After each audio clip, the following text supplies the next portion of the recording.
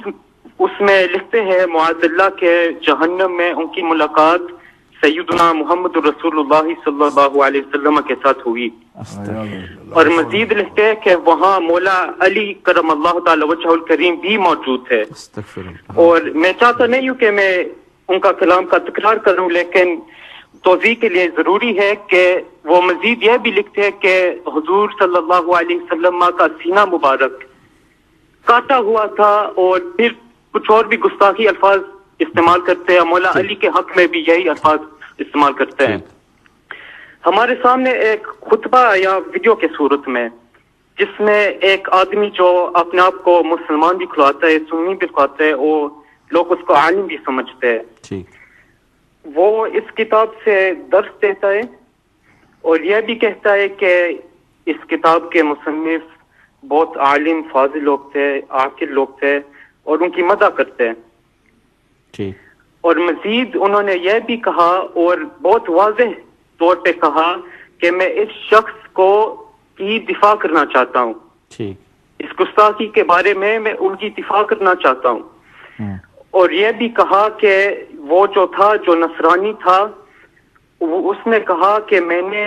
حضور صلی اللہ علیہ وسلم کی ملاقات اسکزمیٹکس کے ساتھ کی۔ اسکزمیٹکس ایک انگلش کا لفظ ہے، اور اس نے کہا کہ ان کے ساتھ ملاقات ان کی ہوئی۔ اگر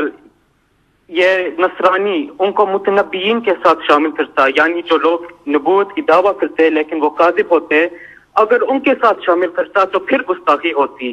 لیکن ان کے ساتھ شامل نہیں کیا، لہذا گستاخی نہیں ہوئی، اور اس میں کوئی یعنی حرج نہیں ہے۔ اور دوسرے موقع پر اس شخص نے اس کتاب کے اوپر ایک مقالہ بھی لکھا، جس میں انہوں نے اس کے مصنف کی مدح کی، اور یہ نصیحت بھی دیتے ہیں مسلمانوں کو کہ یہ کتاب پڑھنی چاہیے، اس کی مطالعہ کرنا چاہیے، یہ بہت خوب، بہت یعنی پسندگار کتاب ہے۔ اور بس یہی انہوں نے کہا، گستاخی کے حوالے سے انہوں نے یہی کہا کہ گستاخی نہیں ہے۔ انہوں نے واضح الفاظوں میں کہا کہ میں ان کی دفاع کرنا چاہتا ہوں، اور دفاع کیا بھی۔ ٹھیک ہے عدیل صاحب بہت شکریہ آپ کے کال کرنے کا۔ آپ کال کاٹیے گا مت، ہمارے آپ کنٹرول روم میں ذرا بات کر لیجیے گا۔ بہت شکریہ، آپ نے بڑی اہم بات کی، اس پر بھی ضرور گفتگو کریں گے۔ شاہ صاحب قبلہ، جیسا کہ طارق صاحب نے بھی بتایا اور ابھی آپ نے کلیئر کر دیا کہ غازی ممتاز حسین قادری صاحب کے معاملے میں جو موقف ہے وہ الحمدللہ وہی ہے جو اہل سنت کا، اہل حق کا، تمامی احباب کا ہے، آپ کا موقف بھی۔ اور آپ نے جیسا کہ ماشاءاللہ فرمایا کہ اپنا موقف کیا، جو قرآن و سنت نے ایک بات کی ہے، جو حکم دیا ہے، اسی کو آگے پہنچانا ہر معاملے میں۔ تو بڑی ادب سے میں گزارش کروں گا تمامی احباب سے کہ ضروری یہ بھی نہیں کہ جو کچھ آپ انٹرنیٹ پہ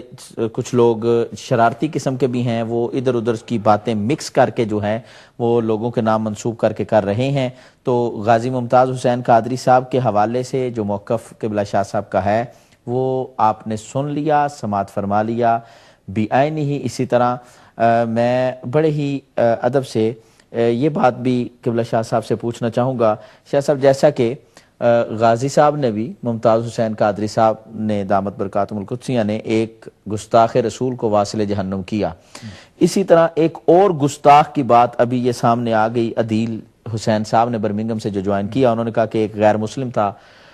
چلیں، وہ تو غیر مسلم تھا، وہ تو مسلمان ہی نہیں تھا، اس نے یہ خواب دیکھا کہ اس نے خواب میں نبی پاک صلی اللہ علیہ وسلم کو اور مولا کائنات علی المرتضیٰ شیر خدا رضی اللہ تعالیٰ عنہ کو جہنم میں دیکھا۔ اس کے جہنمی ہونے کے لیے اتنی بات ہی کافی ہے۔ لیکن آج اگر کوئی شخص اپنے آپ کو مولوی بھی کہے، عالم بھی کہے، اور اہل سنت سے اپنے آپ کو جوڑنے کی کوشش بھی کرے، اور پھر ایسے بندے کا ڈیفینڈ کرے اور اس کی کتاب کا ڈیفینس کرے اور اس کی کتاب کی تعریف کرے، اس بندے کی تعریف کرے جس نے نبی پاک علیہ السلام کی اتنی بڑی توہین کی، تو گستاخ رسول کی کا ڈیفینس وہ کر رہا ہے، تو اس شخص کے بارے میں شرع شریف کیا فرماتی ہے؟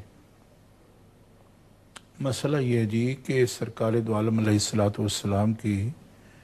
اہانت اگر کوئی مسلمان کلمہ گو کرتا ہے اور صراحتاً وہ توہین کرے اور اس پر مصر ہو، تو ایسا شخص دائرہ اسلام سے خارج ہو جاتا ہے۔ اور اگر اس کے کلام میں شائبہ ہو، صراحتاً ایسی بات نہ ہو، پھر اس سے وضاحت طلب کی جائے. ٹھیک ہے. اور اگر وہ اس کا وہ مفہوم کہ جس میں شائبہ شرک کا، شائبہ اہانت کا، گستاخی کا پایا جائے، اس سے وہ توبہ کرے، رجوع کرے، اپنا کلام واپس لے لے تو فبیہا، نہ لے اور کفریہ مفہوم پر مصر ہو، پھر وہ شخص دائرہ اسلام سے خارج ہو جاتا ہے. صراحتاً میں تو کوئی وضاحت کی ضرورت بھی نہیں ہوتی، کیونکہ صریح کا مطلب یہ ہوتا ہے کہ جس کا اور کوئی مطلب مفہوم نکلتا ہی نہ ہو. شائبہ یا محتمل کلام وہ ہوتا ہے کہ جس کے اندر کوئی احتمال درست بھی ہو، تعویل بھی ہو سکتی ہو. وہ بھی اگر وہ بندہ زندہ ہے تو اس کے ساتھ اس پر بات کرنی چاہیے اور اس کو وہ کلام اپنا واپس لینا چاہیے، اس سے رجوع کرنا چاہیے. نہ کرے تو پھر اس کی بھی تکفیر بھی ہوتی ہے، اس کو دائرہ اسلام سے خارج کیا جائے. پھر آگے اس کی سزاؤں کا بھی، اسلامی معاشرہ ہو تو سزائیں بھی اس کو دی جاتی ہیں. اب یہ ہے کہ دنیا ایک جو ہے نا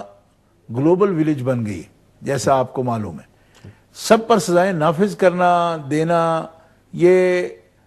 صرف اسلامی معاشرہ یا اسلامی حکومت تو نہیں کہ اس کو ماخوذ کرے. البتہ ہم اہل اسلام کو اپنے ایمان کی حفاظت کے لیے ایسی بات پوچھنے کا بھی حق ہے اور بتانے کا بھی حق ہے علماء اسلام کو. اگر کوئی شخص مسلم اس کی تائید کرتا ہے، وہ تو ویسے ہی دائرہ اسلام سے خارج ہے پہلے سے ہی، تو اب اس پر یہ کیا فتویٰ کرنا کہ وہ تکفیر ہے، اس کی تکفیر کی جائے یا اس پر یہ حکم. اس نے باقاعدہ شاہ صاحب نبی پاک علیہ السلام کی تصویر بنائی اور براہنہ تصویر بنائی، نعوذ باللہ، اور باقاعدہ جیسے کسی کو سزا دی جاتی ہے، استغفر اللہ. یعنی وہ اب بیان بھی بندہ کیا کرے ایسی بات کو، یعنی جیسے آپ نے فرمایا. میں یہ سمجھتا ہوں کہ یہ دنیا میں ایک عجیب آوارگی پیدا ہو گئی ہے، اور انٹرنیٹ پر اور دیگر جو پرنٹ میڈیا میں بھی ایسی باتیں آ رہی ہیں. اور میں یہ سمجھتا ہوں کہ مسلمانوں کو اشتعال دلانے کے لیے بھی ایسا کرتے ہیں. کچھ لوگ ایسے ہیں کہ بالکل وہ دماغ سے چلے ہوئے ہیں، سمجھ آئی. اور آج کل دنیا میں ایک مسئلہ یہ ہے جی کہ ہر آدمی کا اظہار رائے کی آزادی ہے، فریڈم ہے، جو بھی کوئی کہنا چاہتا ہے کہہ سکتا ہے. یہ وہ کہتے ہیں ہمارے رائٹس ہیں، ہیومن رائٹس کا مسئلہ ہے. ہم یہ کہتے ہیں کہ ہیومن رائٹس کا مسئلہ جو ہے اس کو یہ بھی دیکھیں آپ کہ اگر ایک ایسی مقدس ہستی ہے کہ جس کے بارے میں 1.5 ارب بندہ دنیا کے اندر ایسے احساسات رکھتا ہے، اور وہ ایک ہستی کے بارے میں نہیں، سب انبیاء کرام کے بارے میں، اللہ تعالیٰ جل شانہ کے بارے میں، اس کی کتاب کے بارے میں، بلکہ کتابوں کے بارے میں، سب کتابوں کے بارے میں، تو ایک تقدس، ایک عزت، ایک رسپیکٹ اس کی، اور وہ ان کا شرعی حوالہ ان کے ساتھ موجود ہے. تو ایک آدمی کے رائٹ اگر اتنے ہیں، رائٹس ہیں اس کے کہ وہ بات کر سکتا ہے، اظہار رائے، فریڈم ہے جی، وہ اپنی بات کرے، تو یہ 1.5 ارب انسان جو ہیں ان کو بھی اگر مسلمان سمجھ کے کوئی حقوق نہیں دینا چاہتا تو انسان سمجھ کے تو دے کم از کم. کہ ان کی دل آزاری کا بھی تو کوئی قانون ہونا چاہیے کہ ان کو دل آزاری ان کی نہیں کرنی چاہیے. تو ہم بار بار عالمی میڈیا پر بھی یہ بات کہہ چکے ہیں کہ پوری دنیا میں جو شخص اضطراب پیدا کرتا ہے، پریشانی پیدا کرتا ہے، اشتعال پیدا کرتا ہے، تہذیبوں کے درمیان تصادم کا راستہ ہموار کرتا ہے، اور وہ ایسی بات کہتا ہے، تو اس کو روکنا بھی یہ انسانیت کی خدمت ہے. اور اس میں مسلمانوں کو ہی صرف فریق نہیں بننا چاہیے، مہذب معاشروں کو اور عالمی طور پر جو لیڈر ہیں ان کو، یا جو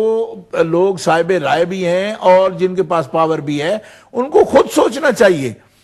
کہ معاشروں کو اور تہذیبوں کو آپس میں لڑانے والی بات کرنے والا بندہ جو ہے وہ فتنہ پیدا کر رہا ہے، اور فتنے کو روکنا ہر مسلمان کا ہی نہیں، ہر عقل مند آدمی کا کام ہے. جو بھی سوچ سمجھ رکھتا ہے اس کا کام ہے کہ وہ فتنے کو روکے. اس کو اظہار رائے کا نام لے کر اور ہیومن رائٹس کا رونا رو کر جو ہے اس قسم کی آگ لگانے اور بھڑکانے والا بندہ جو ہے پھر یہ کہنا جی کہ جو بات کر رہا ہے اس کی نہیں، جو احتجاج کر رہا ہے وہ غلط کر رہا ہے، میں سمجھتا ہوں یہ عقل و فکر کے خلاف بات ہے. اور اس طرح بنیادی طور پر ایسے لوگ فتنہ پیدا کرنے والے، شر اور فساد پھیلانے والے ہیں، اور کچھ تو خون کرنا چاہتے ہیں. وہ صرف کسی مذہب کی بات نہیں، یہ تہذیبوں کے درمیان ایک تصادم کروانا چاہتے ہیں، اور مختلف تہذیبوں کے درمیان تصادم کی یہ راہ ہے. اور مسلمانوں کا یہ مطالبہ کہ جو جن کی عزت اللہ تعالیٰ کی عزت ہے، اللہ کے رسول کی عزت ہے، سب انبیاء کی عزت ہے، تو یہ ان کی عزت کا مطالبہ کرنا، ان کی رسپیکٹ کا مطالبہ کرنا، یہ کوئی جذباتیت نہیں ہے۔ دیکھیں ہر معاشرے کے اندر، ہر ملک کے اندر، یہ ہم برطانیہ میں رہتے ہیں، برطانیہ کے اندر بھی اس ملک کی سالمیت، اس ملک کا سسٹم ہے، اس کی پالیسی